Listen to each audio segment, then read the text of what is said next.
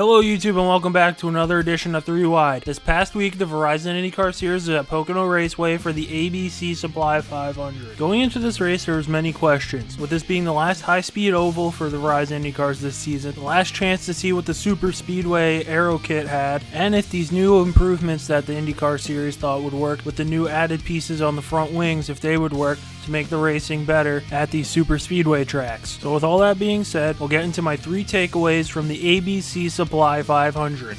Number 1, the first 8 laps. The first 8 laps of the ABC Supply 500 this year turned out to be an eventful first 8 laps. We kicked things off when the green flag dropped, when Spencer Pigot was hit in the back by Graham Rahal, which sent him spinning and damaged Graham Rahal's front wing to where the front wing was on an angle. This would put Pigot in the pits for a long time, and he would just come around later in the race to just putt around and get some laps and get some experience at the high-speed oval in Pocono. And Graham Rahal would be in the pits for multiple laps working on the car, where he would just come around to just run laps and try to get some points for the rest of the season. Now after, when Pigot's car was brought into the pits and they began working on it, and Graham Rahal finally got around to making his repairs and finished that up, we started the race back up. Then on the restart we saw Robert Wickens in his red car making crazy moves to get past a lot of people. He would then look to the inside of Ryan Hunter-Reay going into turn 2 to where Ryan Hunter-Reay was on the top side and Robert Wickens was beneath him. And then Ryan Hunter-Reay must have either thinking he wasn't there or that he cleared him, turned down, went across the front of Robert Wickens, and then he went up into the wall, which then Wickens went up with him. Wickens' car ramped up off of Ryan Hunter-Reay's car and into the fence, where he went spinning and it collected a bunch of others. The other 3 drivers that were involved in this accident were Pietro Fittipaldi, James Hinchcliffe, and Takuma Sato. Now after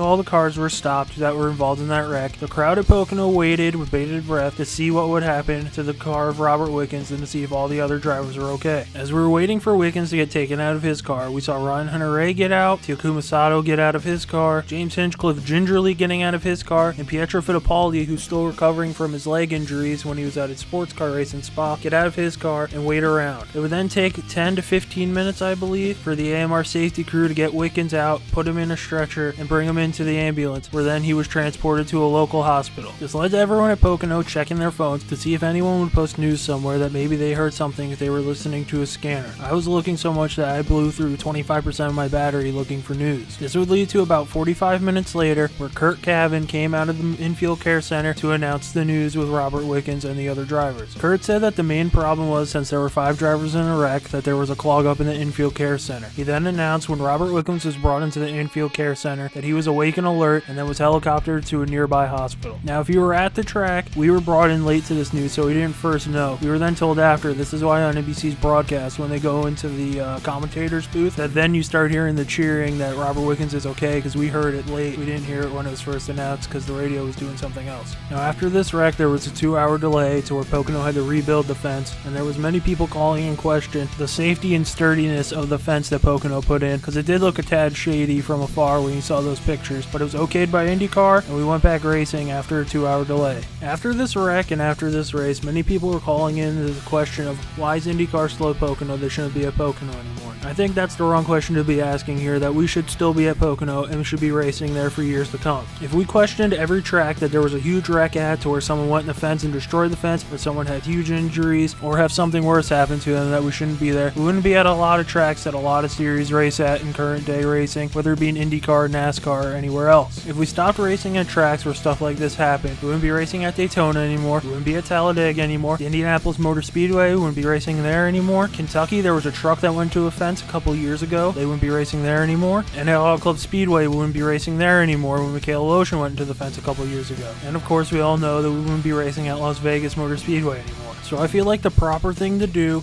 after wrecks like this, where huge things happen, where people get hurt or anything else like this happens, that we shouldn't run away from these tracks, that we should look for better ways to make these tracks safer so that stuff like this doesn't happen again. A couple ideas I've seen that I think might work is raising the walls, making them probably double the size they are. The only thing I think that would be the problem is that the front stretch at Pocono you wouldn't probably be able to see. Now I feel like raising the stands would be a good idea, but it would cost a huge sum of money to do so, and some of these tracks might not have the money. But I feel like that would be the best way to go to fix these tracks so stuff like this wouldn't happen again and we can all enjoy racing at these tracks. So now all we can do is really hope that Robert Wickens has a safe and fast recovery from all these injuries and can come back and race, because we know next year if he's back in the field at Pocono, that crowd is going to sound crazy with one of the loudest responses you'll probably have ever heard at a racetrack. racetrack. Now on to number 2, the Aero kit's performance. At the Indianapolis Motor Speedway, it seems that it was harder and harder for cars to pass, so IndyCar decided to add these new pieces onto the front nose of the car to maybe help passing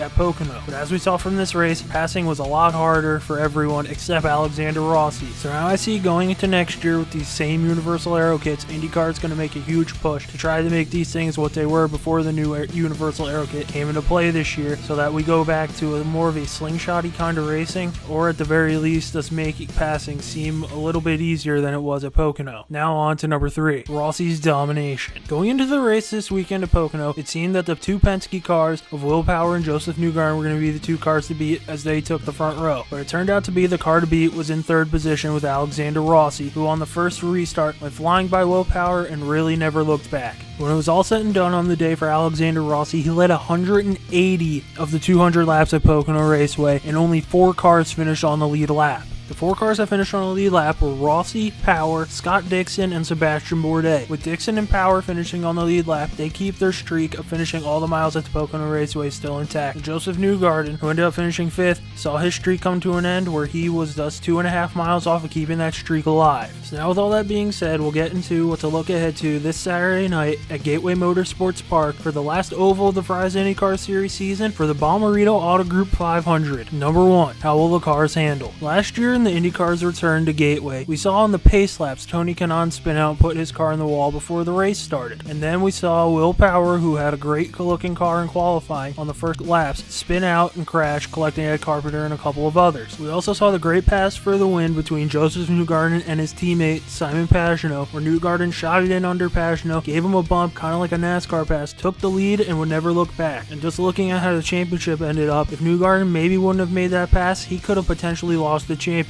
So we'll see how these Indy cars with the new Universal Aero kit will handle at Gateway. Now on to number 2. Will the championship gap close? This past weekend at Pocono, Alexander Rossi and Will Power were the only drivers to reel in Scott Dixon in the championship. Rossi is 29 points behind Scott Dixon. Third place, Joseph Newgarden is 66 points behind Scott Dixon. Fourth place, Will Power is 81 points behind Scott Dixon, and they're really the 4 that have the chance for this championship. Ryan Hunter-Reay, if something crazy happens, is 119 points behind Scott Dixon, to where maybe he could potentially come back in the championship, but that's a long shot at this point. So now we'll see at Gateway if anyone can reel in Scott Dixon more, considering Alexander Rossi's won the past 2 races at Mid-Ohio and Pocono, and he ran pretty well at Phoenix earlier in the year, and we know that the Penske guys will dig in deep into their pockets to find something to make their cars great, to where maybe one of them could be hoisting the championship at the end of the year. We'll see if anyone can reel in Scott Dixon going into Gateway. Now on to number 3, the feel-good story. At Gateway this weekend, the Schmidt-Peterson team announced that the 6 car will not be running, with Robert Wickens still healing from his injuries. They didn't want to field a car with a different driver in there. That means James Hinchcliffe will be going it solo at Gateway this week. As we saw at Iowa, another short oval on the IndyCar Series schedule, he won there. And just tell me what would be a better feel-good story than the teammate of the guy who was injured last week goes out the next race and wins. Now, I believe many people will be rooting for their favorite driver, and then James Hinchcliffe will be a close, if not even second, to get the win at Gateway. So that'll do it for 3 Wide this week. Leave your thoughts about Pocono in the comments section below, and what you think will happen at Gateway this weekend. If you like the video, hit the like button. If you like what you see on this channel, subscribe. And as always, thanks for watching.